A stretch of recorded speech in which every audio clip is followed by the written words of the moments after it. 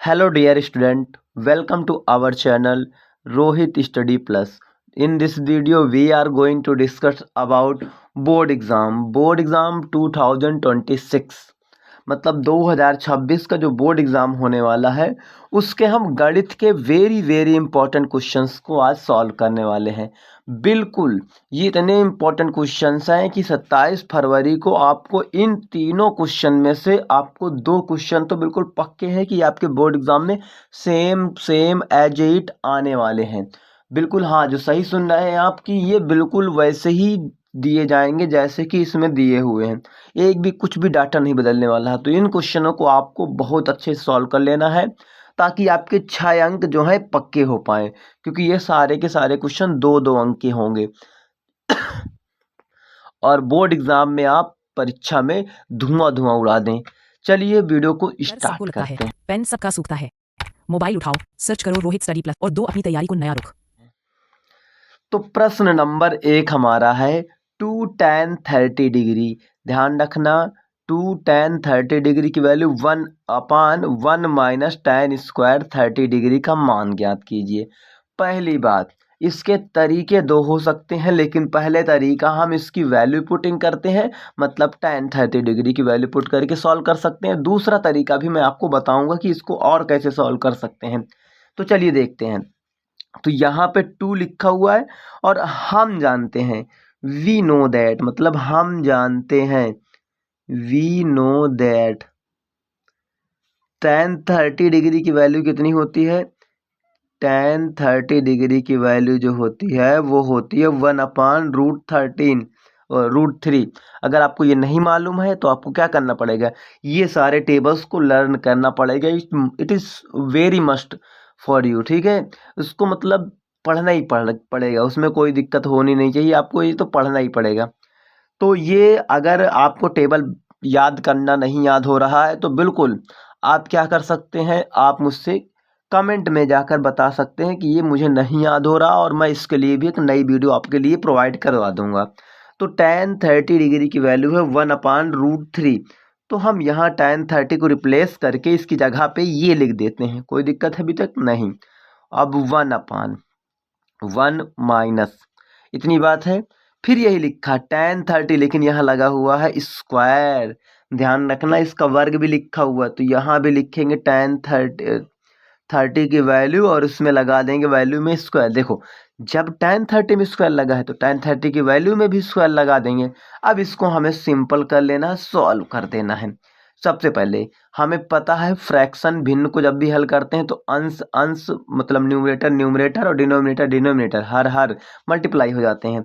तो 2/√3 हो जाएगा, क्योंकि 2 एकम 2 और 1 रूट में मल्टीप्लाई करेंगे तो 1 से रूट मल्टीप्लाई करने का मतलब कुछ फर्क ही नहीं पड़ता है यहाँ पे। और यहाँ पे ध्यान दीजिए 1 माइनस, हमें इसका स्क्वायर करना है।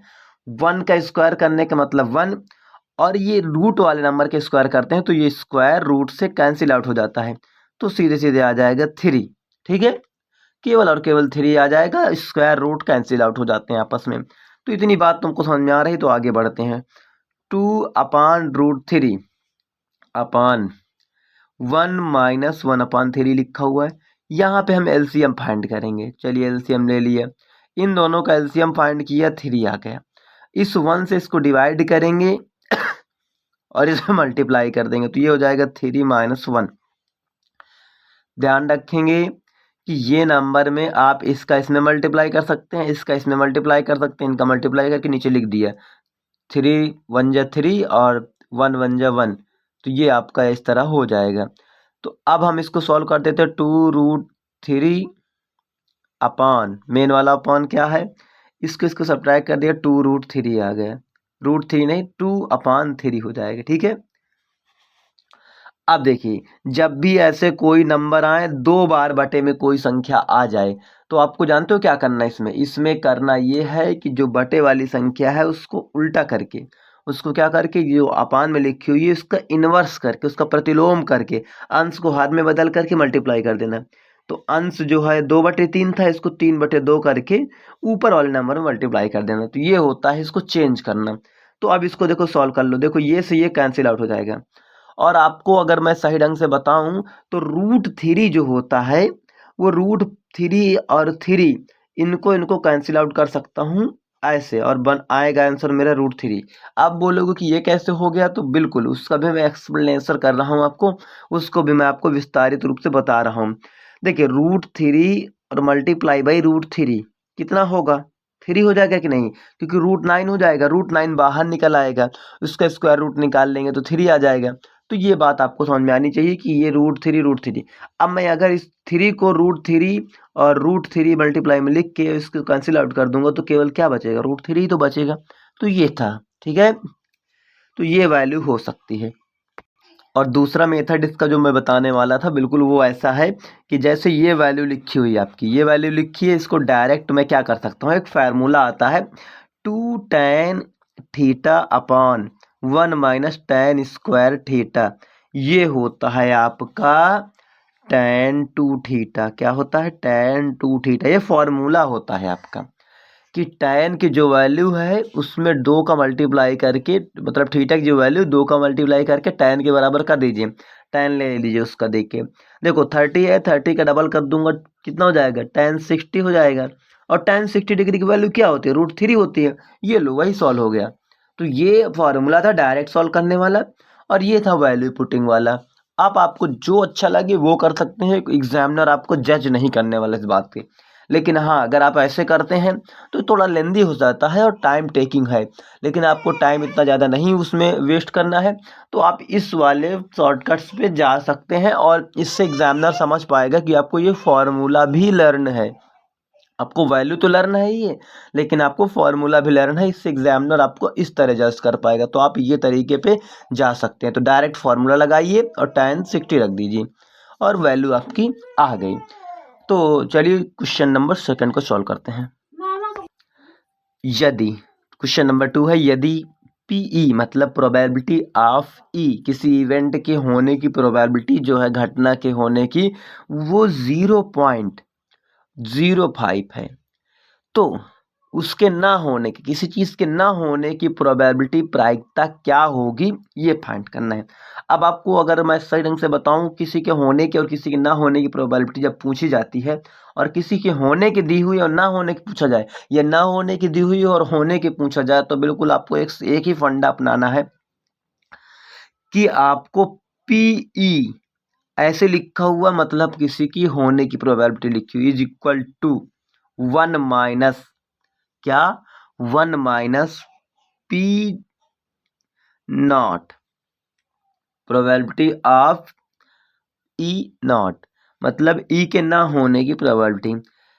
ध्यान रखो, होने की प्रोबेबिलिटी कब निकलेगी, जब हम 1 से, मतलब 1 से ना होने की प्रोबेबिलिटी को सब्ट्रैक्ट कर देते हैं, घटा देंगे, तब आएगी।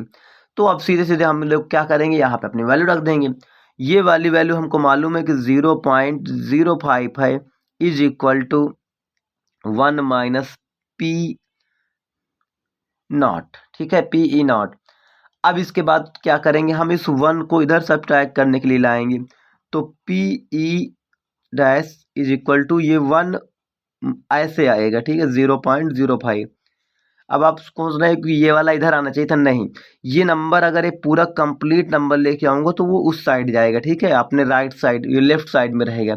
अब इसको सब्ट्रैक्ट कर लूँगा, मैं 1 लिखूँगा, 00 इधर लगा दूंगा, क्योंकि आप डेसिमल को सब्ट्रैक्ट करना आपको आना ही चाहिए, और ये वैल्यू मैं सॉल्व करूँगा तो 0.95 आ जाएगा, ठीक है, 0.95। तो P0 जो PE0 मतलब किसी इवेंट के ना होने की जो प्रायिकता है, वो 0.95 आ जाएगी, ठीक है, ये हो सकता है आपका। तो आपको ये क्लियरली समझ में आ गया है कि किसी के होने की प्रोबेबिलिटी दी हो तो आप इस फॉर्मूले को लगा सकते हैं, होने या ना होने की प्रोबेबिलिटी में। अगर ना होने की वैल्यू दी होती तो यहाँ रख देते, होने की वैल्यू दी है तो यहाँ रख दिया है और सॉल्व कर लिया है, बस। तो चलिए देखते हैं क्वेश्चन नंबर 3 को। लेट अस सी क्वेश्चन नंबर 3। क्वेश्चन नंबर 3 में लिखा हुआ, यदि बिंदु क्यों के जो निर्देशांक हैं वो 0,1 है, बिंदुओं P की वैल्यू जो है, वो P के मतलब निर्देशांक जो है, कोऑर्डिनेट है, वो है 5, -3, और R के जो है x, 6 से समदूरस्थ हैं। समदूरस्थ मतलब समान दूरी पर हैं। तो x का मान ज्ञात कीजिए। तो यहाँ पे समदूरस्थ का मतलब है समान दूरी पर होना। मतलब कह ये रहा है कि जो बिंदु Q है वो बिंदु P से भी और बिंदु R से भी, मान लो बिंदु Q यहाँ पे है पॉइंट, ये इधर अगर एक हमारे पास पॉइंट है P और इधर एक पॉइंट है R और यहाँ पे Q है, Q मतलब 0,1 और R मतलब x,6 और ये वाला 5-3 है, मतलब 5,-3 है। तो ये कह रहा है कि समान दूरी, मतलब ये PQ यहाँ से यहाँ तक की दूरी और ये वाली दूरी बिल्कुल समान है। समदूरस्थ का मतलब यही होता है। तो हम ये यहाँ पे कह रहा है क्वेश्चन में PQ = QR, मतलब यहाँ से यहाँ तक की दूरी है, यहाँ से यहाँ तक की दूरी ये इक्वल है। अब आपको मैं फार्मूला बता दूं कि कैसे किसी दो बिंदुओं के बीच की दूरी निकालते हैं। तो PQ = √, ये इसको हम x1 मान लेते हैं और इसको y1 मान लेते हैं। पहले जो कोऑर्डिनेट होते हैं x1 y1, इसको x2 और इसको y2 मान लेंगे। ठीक है, बात समझ में आई? x1 y1 x2 y2।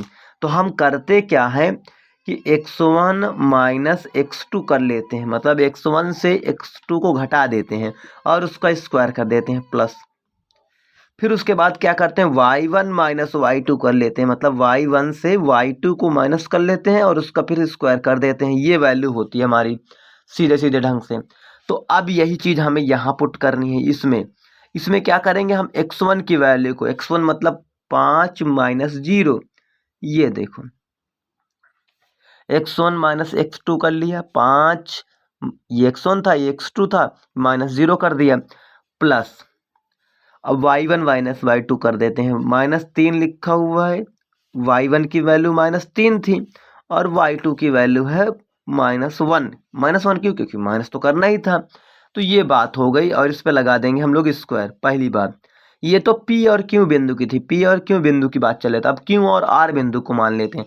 तो Q को, ये Q बिंदु है और ये R बिंदु है, तो मैं इसको x1 मान लेता हूँ और इसको x2 मान लेता हूँ, y1 मान लेता हूँ और इसको y2 मान लूंगा, x2 मान लूंगा और इसको y2 मान लूंगा। ठीक है, अब फिर करूंगा, यही रूट लगाऊंगा मैं। अब देखो यहाँ पे भी क्या करेंगे, यहाँ पे भी वही फार्मूला, मतलब ये पहली वाली वैल्यू और दूसरी वाली वैल्यू को घटाना, 0 - x को घटा देना है, स्क्वायर कर देना। वैसे वो 1 को और 6 को घटा देना है इनको, मतलब 1 - 6 करके और इसका स्क्वायर लगा देना है। इतनी बात समझ आई, बिल्कुल आसान था। अब देखो, अब ये जो वैल्यू लिखी हूँ इसको वैसे ही रखे रहिए, इसको सब्ट्रैक्ट करेंगे तो 5 आ जाएगा, 5 के स्क्वायर, और इन दोनों को अगर घटाएंगे तो घटेंगे नहीं, क्योंकि माइनस माइनस प्लस हो जाएगा, जुड़ करके हो जाएंगे -4, उसके ऊपर लग जाएगा स्क्वायर = वैसे ही ये x माइनस का हो जाएगा और इसमें लग जाएगा स्क्वायर, और ये -5 आ जाएगा, इसमें लग जाएगा स्क्वायर। इतनी बात समझ में आई। दोनों तरफ स्क्वायर रूट लगा है, तो अगर मैं दोनों तरफ का वर्ग कर दूं तो ये दोनों स्क्वायर कट जाएंगे। तो यहाँ पे लिखेंगे दोनों पक्षों का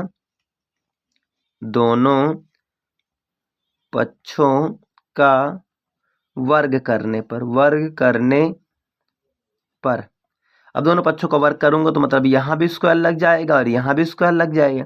ये स्क्वायर इस रूट को काट देगा और ये वाला स्क्वायर ये रूट को काट जाएगा। अब बचेगा क्या, ये 5 के स्क्वायर करेंगे तो 5 के स्क्वायर 25 हो जाएगा, 4 के स्क्वायर करेंगे तो ये 16 हो जाएगा, लेकिन ध्यान रखेंगे यहाँ माइनस नहीं बचेगा, 4 और यहाँ पे -4, देखिए मल्टीप्लाई करेंगे तो 4 × 16 हो जाएगा, लेकिन ये माइनस माइनस क्या हो जाएगा, प्लस हो जाएगा, = x²। देखेंगे यहाँ पे ये x है, इसका भी स्क्वायर करेंगे तो x² हो जाएगा, और ये वाला जो माइनस है वो गायब हो जाएगा, क्योंकि डबल नंबर थे, मल्टीप्लाई करेंगे तो x और माइनस माइनस प्लस हो जाएगा। सेम प्रक्रिया यहाँ भी होगी और ये हो जाएगा 25। अब हम क्या करेंगे, इस 25 को ले आकर के इधर घटाने लाएंगे, तो बचेगा क्या, x² = 25, इधर आ जाएगा माइनस में 16, 25 - 25। हम इसको क्यों ऐड करें, जब हमको पता चल रहा है 25 से 25 कैंसिल आउट होगा, 0 हो जाएगा, तो क्यों करें, और ये हो जाएगा 16। अब इस 16 को हम इसमें क्या करेंगे, अब तुमको पता है ये किसका स्क्वायर रूट लिखा हुआ है, 4 का, 4 का स्क्वायर रूट लिखा हुआ, वर्गमूल लिखा हुआ, तो ये +- 4 लिख दोगे और इधर का स्क्वायर भी गायब हो जाएगा तुम्हारा। कितना आएगी वैल्यू, +-4। ध्यान रखेंगे जब भी हम कोई वैल्यू स्क्वायर रूट निकालते हैं तो वो पॉजिटिव भी हो सकती है, निगेटिव भी हो सकती है। दोनों वैल्यू को हम इसमें एग्जिस्टेंस होता है, दोनों वैल्यू विद्यमान होती हैं, प्लस की भी और माइनस की भी। तो एक बार रिवाइज कर लेते हैं। हमने इस क्वेश्चन में क्या किया, वैल्यू पुटिंग की, या तो ये फार्मूला लगा दिया तो सॉल्व हो गया। यहाँ पे हमारे पास फॉर्मूला था, किसी के होने के प्रायिकता से किसी के ना होने की प्रायिकता में से एक घटाना है। ना होने की प्रायिकता में से एक घटा दीजिएगा तो होने की प्रायिकता आ जाएगी। वही सेम काम इधर भी करना, समदूरस्थ में समान दूरियां पर होती हैं और दूरियां निकालने का फार्मूला ये होता है, हर जगह यही फार्मूला लगाना है। एक बार इधर लगा दिया और एक बार इधर करके लगा दिया और ये वैल्यू तुम्हारी आ गई। ठीक है, तो ऐसे करके सॉल्व करना था। चलिए मिलते हैं नेक्स्ट वीडियो में। Till then thank you.